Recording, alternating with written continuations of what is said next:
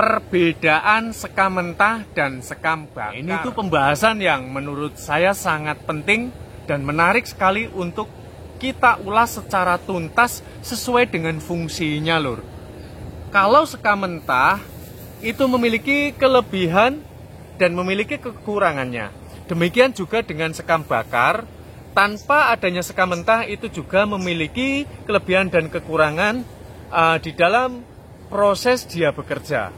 Lalu bagaimana cara menciptakan lahan tanam yang baik terhadap sekam-sekam tersebut? Simak videonya sampai selesai biar tidak gagal paham ya. Peranan sekam-sekam ini bagi tanaman, kita dapat saksikan betapa suburnya tanaman ini. Kita lihat di bawahnya penuh dengan sekam, lur. Itu artinya sekam dapat memberikan kesuburan yang sangat memadai bagi seluruh tanaman. Namun sebelum kita membuat pupuk ya, maupun lahan tanam yang memadai, saya ingin mengulas sekam bakar, lur. Nah, ini sekam bakar yang sudah berbentuk powder maupun yang masih kasar, yang masih krenyes-krenyes itu. Ini memang secara otomatis dia akan update menjadi pupuk organik yang dapat menyuburkan tanaman. Itu manfaat yang pertama. Yang kedua adalah dia setelah menyatu dengan tanah untuk media tanam akan update menjadi pupuk organik. Akan tetapi kelemahannya adalah dia ketika sudah bercampur dengan tanah, lahan tersebut akan mudah memadat. Nah, itu kelemahannya dari sekam bakar. Nah, sedangkan manfaat sekam mentah ini juga memiliki kelebihan dan kekurangan. Kelebihannya secara otomatis dia pun akan update menjadi pupuk organik yang dapat menyuburkan tanaman. Dan kelebihannya yang kedua, dia dapat menciptakan kegemburan tanah, dapat menjaga selalu tingkat kegemburan tanah sehingga tanah tidak segera terjadi pemadatan. Akan tetapi juga sekam mentah ini memiliki kelemahan, yaitu dapat mengakibatkan penjamuran. Jikalau kita tidak berhati-hati langsung kita menggunakan, maka jikalau sampai ditumbuhi jamur maka akan dapat mengganggu pertumbuhan akar. Akar nanti dapat berjamur dan akhirnya dapat mengakibatkan kropos pada areal bawah. Manfaat berikut, sekam mentah juga dapat menjaga rongga-rongga udara di sekitar areal media tanam. Karena tanah tidak mudah padat, otomatis keadaan suhu udara sangat memadai. Yang berefek, akar akan lebih mudah tumbuh dikarenakan udara yang sangat memadai. Lalu bagaimana caranya agar sekam-sekam ini dapat bekerja secara maksimal? Ikuti hingga selesai ya. Dalam versi saya, sekam mentah lebih berfungsi lebih banyak dibanding sekam bakar. Maka saya membutuhkan sekam yang mentah, sekam yang sudah hampir mengalami pembusukan seperti ini ya, yang sudah jelek, karena kalau yang masih baru dia masih seperti ini, masih kekuningan.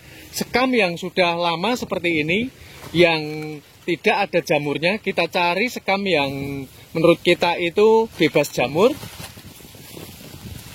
Lalu kita juga membutuhkan adanya sekam bakar yang sudah lama. Karena kalau yang baru itu nanti dapat panas. Ini sekam bakar yang lama, dia tertimbun ada di bawah.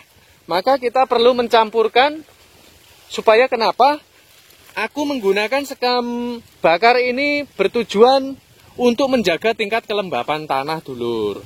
Gak apa-apa, sekam yang udah berwarna putih ini saking panasnya maka dia berwarna putih, lur.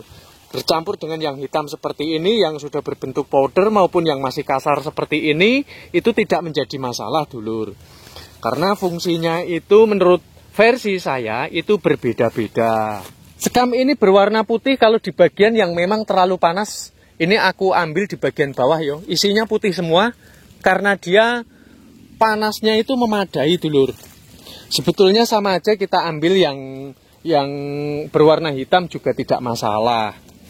Mengingat sekam bakar ini aku gunakan berfokus pada pengaturan terhadap kelembapan dan dia sudah pasti menjadi organik, maka yang lebih banyak aku membutuhkan sekam yang mentah saja, dulur. Selain dari itu, penggunaan sekam bakar ini dia dapat menghambat tumbuhnya jamur jikalau sudah dicampurkan dengan sekam yang mentah seperti ini. Itu sudah akan menjadi media tanam yang sangat baik sekali. Update-nya sekam mentah itu seperti apa, Bang? Ini dia. Nih sekam mentah, nanti dia akan update menjadi seperti kardus kayak gini, Lur. Ini tuh sangat adem sekali. Kita pegang sangat adem sekali sehingga sekam yang udah jadi ya, dia yang sudah menjadi organik, dia akan menjadi seperti ini. Sekam mentah ini akan menjadi kayak gini. Dan ini pun mudah untuk dirambati oleh akar. Dia empuk sekali, mampu menjaga tingkat kelembapan tanah. Dan ini memberikan nutrisi yang luar biasa bagi seluruh tanaman kita. Jadi kalau ada untuk memilih sekam yang seperti ini dan yang seperti ini, lebih baik gunakan sekam yang sudah update seperti ini. Ini akan lebih, wah, luar biasa ini. Nggak bisa saya sebutkan secara terperinci yo.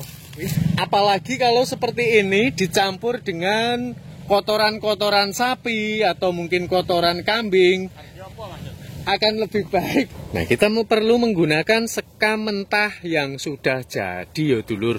Nih, seperti ini. Ini sudah tidak diragukan lagi dan boleh nanti dipraktekkan. Kalau ternyata tidak sesuai dengan yang diharapkan, boleh komplain melalui komentar ya.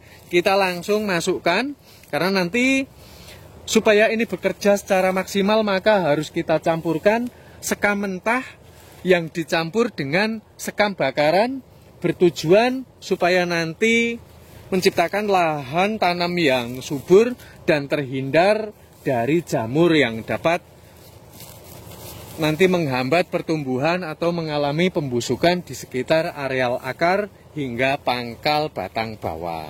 Ini bodinya seperti ini, tampilannya nih dulur-dulur. Ini tuh sangat baik sekali. Dan jangan lupa nanti ketika sudah tercampur seperti ini kita aduk hingga merata simpelnya. Karena ini mau saya bawa ke depan rumah. Jadi langsung aja saya jelaskan di sini, jangan lupa nanti untuk mencampurkan dengan tanah ya. Ini kalau mau menggunakan kotoran ternak juga baik, sapi, kambing, maupun kotoran ayam, itu juga sangat bagus sekali. Sebaiknya menggunakan sekam yang masih mentah yang belum jadi seperti ini juga, karena apa? Untuk menjaga tingkat kegemburan tanah. Terima kasih buat dulur-dulur semua. Semoga ini dapat bermanfaat untuk semua dulur di sana. Dan jika dirasa ini bermanfaat, jangan lupa untuk di-subscribe. Dan saya ucapkan matur suwun buat dulur-dulur konco tani semua di sana.